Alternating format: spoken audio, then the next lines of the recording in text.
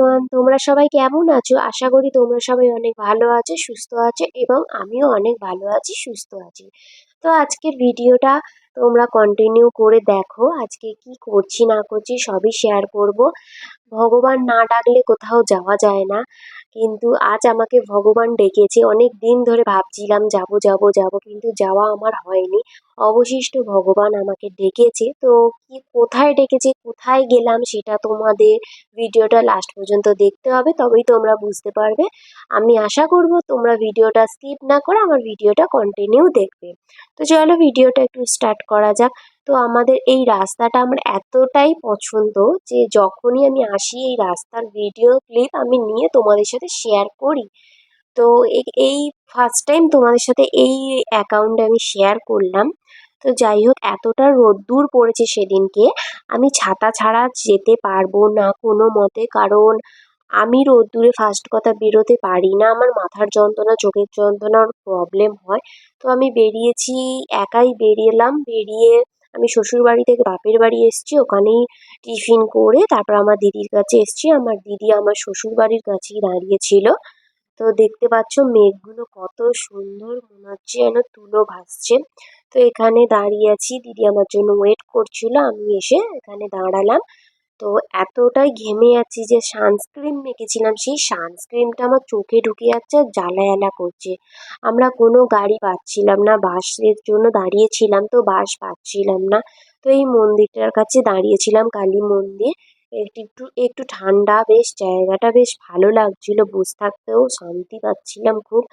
তো বসে বসে গরমে কি করা যাবে, কিছুই বাস টাস পাচ্ছিলাম না। লাস্ট পর্যন্ত কি করব, আমরা টোটো ধরলাম। বাস পেলে একেবারে টানা যেতে পারতাম, কিন্তু যেহেতু পাইনি তাই জন্য টোটো ধরলাম আমাদের বেলেপোল থেকে। টোটো ধরে তো আমরা চলে গেলাম ময়দান। ময়দান থেকে ওখান থেকে বাস ধরে আমরা এবার চলে যাব হাওড়া স্টেশনে। আর দেখো কতটা রোদ্দুর আর তাপ, বাসের মধ্যে উঠেছি যেন আগুন বেরোচ্ছে, এত তাপ। তো এই দেখো চলেও এসেছি আমরা হাওড়া স্টেশনের তলায়, যে গ্রাউন্ডটা দিয়ে যাচ্ছি। আর জানো তো এখানে না খুব কম দামে জিনিস পাওয়া যায়, যে সাইডে জিনিসপত্র বসেছে না, খুব কম দামে পাওয়া যায় এখানে এই তলাটা দিয়ে যাওয়ার। তো আমরা টিকিট কাউন্টারে টিকিট কেটে নিয়েছি, এবারে আমরা যাব ট্রেনে উঠবো। একটু ঘোর হয়ে গেল, আমাদের সোজা রাস্তা ছিল, একটু ভুলের জন্য আর কি আমাদের ঘোর হয়েছে। কিছু করার নেই, হয়ে গেছে যখন, তো এটাই হয়তো ছিল। তো যাই হোক, আমরা ট্রেনে উঠে পড়েছি। আর ট্রেনে উঠে আমি ঝালমুড়ি খাবো না সেটা কখনো হয় না। এই নিয়ে ওর পাশে বসেছে, আমার পাশে এসে বসেনি। যাই হোক, এনাকে বললাম মুড়ি খেতে, ইনি কিছুতেই খেলো না। এনার একটু টেনশন কাজ করছিল, জানি না কেন এনার টেনশন হচ্ছিল। তো উনি ভিডিওটা দেখলে আশা করি আমার কথাটা বুঝতে পারবে। যাই হোক, তো ট্রেনটা ছেড়েও দিয়েছিল আমাদের, ট্রেনের ভিউটা আমি নিচ্ছিলাম, কত সুন্দর লাগছিল আমার। ট্রেনে যেতে যেতে না ভিডিও ক্লিপ নিতে খুব ভালো লাগে, খুব সুন্দর লাগে, যেন বাড়ি ঘর তো সেই ছোটবেলার মতো সব আমার সাথেই চলে চলে আসছে, এতটাই ভালো লাগে। চলে এসছি আমরা লিলুয়ায়। তোমরা কে কে লিলুয়ায় থাকো আর আমার ভিডিওটা লিলুয়া থেকে দেখছো, তারা অবশ্যই অবশ্যই কমেন্ট করে আমাকে জানিও যে তোমরা লিলুয়া থেকে বলছো বলে। তো লিলুয়াতে একটু বেশিক্ষণই ট্রেনটা দাঁড়িয়েছিল। তো লিলুয়া স্টেশনের পর আরও কিছু স্টেশনের পর আমরা সেই ডেস্টিনেশনে যাব। তো তোমরা ভিডিওটা লাস্ট পর্যন্ত দেখো, অবশ্যই দেখো। তো দেখো এই ভিউটা আমি নিচ্ছিলাম যাতে তোমাদের সাথে শেয়ার করতে পারি। দেন আবার বাসে উঠেছি, আমাদের কিছু কাজ মিটিয়ে, এর মধ্যিখানে কিছু কাজ ছিল ট্রেন থেকে নেমে, সেইটা তোমাদের সাথে আর শেয়ারও করিনি, এটা একটু পার্সোনাল ম্যাটার। যাই হোক, তাই জন্য আর শেয়ার করিনি আর ভিডিও ক্লিপও নিইনি। ডাইরেক্ট আমরা চলে এসেছি দক্ষিণেশ্বর। হ্যাঁ, এখানেই আসার কথা ছিল, প্রায় 1 মাস 2 মাস বিয়ের পর থেকে যাবো যাবো ভাবছি, কিন্তু যেতে আমি আর পাচ্ছি না। আর আমার দক্ষিণেশ্বর এতটাই ভালো লাগে কি বলবো, আমি বারবার ওখানে যেতে চাই, বা বারবার আমাকে মা দর্শন দেনও। ঠিক আছে। তো যাই হোক গিয়ে একটা আইসক্রিম খেলাম, কারণ দেখছি গিয়ে গেট বন্ধ। কারণ আমরা পৌঁছেছি ওখানে আড়াইটে না দুটোর সময় হয়তো পৌঁছেছি। 3টের সময় গেট খোলে, দুপুর 3টের সময় গেট খোলে। তো দুপুর 3টে বাজেনি, আমরা দাঁড়িয়েছিলাম, কি করব দাঁড়িয়ে আইসক্রিম খাচ্ছিলাম। আর তারপরেই দাঁড়িয়ে থাকতে থাকতে গেট খুলেও গেছিল। আমরা ভাবলাম যে একেবারে আমরা পুজোর ডালিটা কিনে তারপরে আমরা একেবারে ভেতরে ঢুকবো, যাতে আমাদের আর বাইরে বেরোতে না হয়। ভেতরেও কেনার জায়গা ছিল, বাট আমরা বাইরে থেকে নিয়েছি। তো দেখো ভেতরটা কত সুন্দর, কত বড়। এই কারণেই আমার দক্ষিণেশ্বরটা ভালো লাগে, একদম নিট অ্যান্ড ক্লিয়ার, পরিষ্কার পরিচ্ছন্ন। আর মন্দিরগুলো তো জাস্ট অসাম লাগে, এত ভালো লাগে। আর তোমার এই আর একটা জিনিস কি, এত মেঝেটা তেতে থাকে, উপর দৌড়াতে হয়। উপরন্তু আমাকে ছাতাটা খুলতে হয়েছে, জুতো পরে আছি বলে আমি দৌড়াইনি। জুতো না পরে থাকলে এখানে দৌড়াতেই হয়। যারা যারা এসছো তারা তারা অবশ্যই জানবে।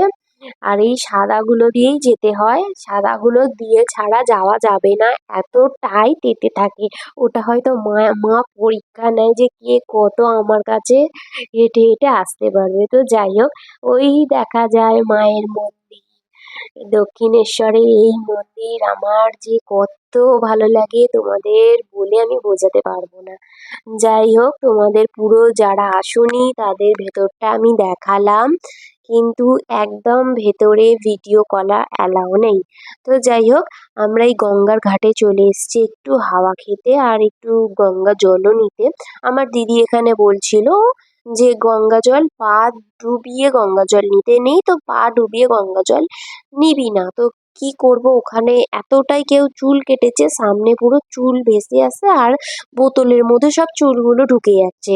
তো কি করব, সেই জন্য আমাকে লাস্ট পর্যন্ত নেমেই ভর্তি করে নিতে হয়েছে, কিছু করার নেই। আর এটা কে কে মানো সেটা আমাকে অবশ্যই কমেন্ট করে জানিও। আর গঙ্গার ধারে এসে মুখ চোখ ধুয়ে কি যে শান্তি পেয়েছি, আর কত যে ঠান্ডা হাওয়া, তোমাদের মুখে এক্সপ্লেন করে আমি বলতে পারবো না। তো গঙ্গাটা জাস্ট দেখো তোমরা। এই ঘাটে আমি চান করতাম, বাট কিছু নিয়ে যাইনি বলে আমি চান করতে পারিনি, নাহলে করা হয়। তো তারপরে আমরা চলে এসেছি এখানে তোমার ফোন, ব্যাগ, যাদের জুতো আছে সব জমা দিতে, কারণ ফোন নিয়ে তো ঢুকতে ওখানে দেয়া যায় না, ঢুকতে দেয় না, ভেতর করে না। তো আমাদের পুজো দেওয়াও কমপ্লিট হয়ে গেছে। তো মায়ের মন্দিরটা যতটুকুনি ক্লিপ নিতে পারলাম তোমাদের সাথে শেয়ার করলাম। ভেতরের ক্লিপ ওরা করতে দেবে না, তো অ্যালাও নাই ওখানে। তো আমরা জমা দিয়ে তারপরে মন্দিরে ঢুকেছিলাম। তো তারপরে আবার ব্যাক চলে এলাম, মন্দির থেকে চলে এলাম, এই যে বাসে উঠে পড়েছি। তো এই ব্রিজটা দেখো, এই ব্রিজটা কত সুন্দর। অনেকের ভিডিওতে আমি দেখেছি এই ব্রিজটা, কিন্তু আমি এই ব্রিজটার ক্লিপ কোনোদিন নিতে পারিনি, তো আজ নিলাম। আর তারপরে বাড়ি চলে এলাম, দেখতেই পাচ্ছ এতটা আমার গরম লেগেছে, একটা থামস আপ কিনেছি, খেতে খেতে চলে এসেছি। আর পেছনের ব্যাকগ্রাউন্ডটাও খুব সুন্দর। আর লাঞ্চ করে নেওয়ার পর এই যে সন্ধেবেলা এক কাণ্ড হলো, আমার বোনপো এসে বলছে যে একটা কুকুর ড্রেনে পড়ে গেছে, আর এটা বড় ড্রেন, বেশ গভীর ড্রেন আছে। কুকুরটা কিছুতেই উঠতে পারছে না, ওকে কতভাবে তাড়া দেয়া হচ্ছে, হাত ধরা হচ্ছে। এই যে ইনি হাত ধরছেন কাকুটা, তাও ও ভয় ভয় সরে সরে যাচ্ছে। এমনকি ওকে লাঠি দেয়া হয়েছে, ও তাও ভয় ভয় সরে সরে যাচ্ছে। দেখতে পাচ্ছ ল্যাজটা নড়ছে, ওঠার জন্য চেষ্টা করছে। ল্যাজ নাড়া মানেই কুকুরের যে তোমাকে হ্যাঁ বিশ্বাস করছে, কিন্তু ও ভয়ে আসতে পারছে না। এই যে নারকেল গাছটা আমি বললাম, নারকেল গাছের পাতাটা দিয়ে যদি একটা ভাইকে বললাম দে, তাহলে যদি ও উঠে, ও ধরে উঠে, কিন্তু ও সেটাও ভয় পাচ্ছে, উঠলো না। লাস্টে এই কাকুটা তাড়া করলো, তাড়া করতে ওই পাশে একটা তোমার ড্রেনের মধ্যিখান দিয়ে একটা গলি আছে যেটা দিয়ে ওঠা কি যায়। বলছিস? শুধু খাবার খাওয়া। আমি শুধু খাই খাই করি? হ্যাঁ। তুই করিস না? না। ধরে এরকম গলাটা টিপে দেবো। আমার বোনঝি কি বললো শুনতেই পেলে, আসল কথা কেন বললো জানো? ওর মা খিচুড়ি রান্না করেছে, আমি খিচুড়ি খেতে খুবই ভালোবাসি, তো ওকে বলেছি বলে ও আমাকে এই কথাটা বলছে, শুধু খাওয়া আর খাওয়া। তো যাই হোক, ও দিয়ে যেতে আমি আর লোভ সামলাতে পারিনি। আমি খেতে বসে গেছি আর আমার বোনঝিকে একটু খাইয়ে দিলাম, ও যেই বসুক না কেন তার সাথেও খেতে বসবে। তো যাই হোক, আমার ব্লগটা কেমন লাগলো তোমরা অবশ্যই কমেন্ট করে জানিও।